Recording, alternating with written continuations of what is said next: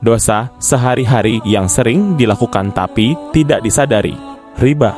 Di zaman modern saat ini, ada banyak kasus riba yang kita temui dalam berbagai bentuk dan dengan nama yang berbeda. Seperti yang terjadi pada transaksi perbankan atau bunga, jual beli secara kredit atau asuransi. Banyak orang tidak menyadari bahwa riba adalah salah satu dosa besar yang harus dihindari.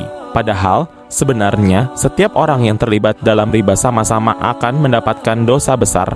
Bahkan, Nabi Muhammad SAW pernah berkata bahwa ada 70 macam dosa, dan mengibaratkan dosa riba adalah seperti seseorang yang berzina dengan ibunya, pamer atau riya. Perbuatan yang menimbulkan dosa besar secara tidak sengaja seterusnya dilihat pamer atau riya. Riya adalah salah satu perbuatan yang dilarang dalam Islam. Malah Allah Subhanahu wa Ta'ala telah berkata bahwa orang-orang yang sering dilihat di kalangan orang-orang yang celaka. Riya dapat ditunjukkan dalam berbagai bentuk. Tujuannya adalah bahwa dia mendapat pujian orang lain dan dianggap dermawan. Bermulut besar.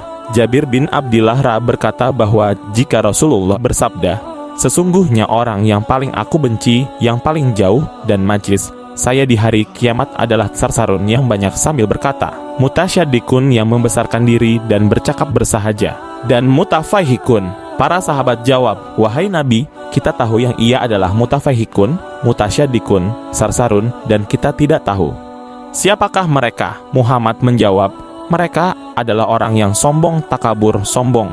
Riwayat Ahmad, Ibn Hibban dan Abu Nuaim.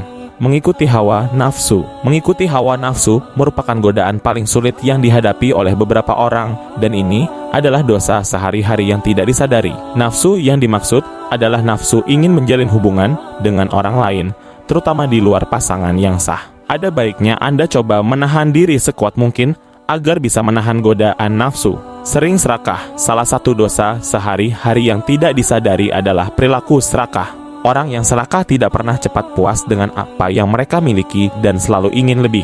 Demi menuruti keserakahannya, tak jarang bersedia mengambil risiko besar untuk memenuhi keinginannya, dan ini adalah apa yang biasanya membuat mereka jatuh. Jangan seperti itu.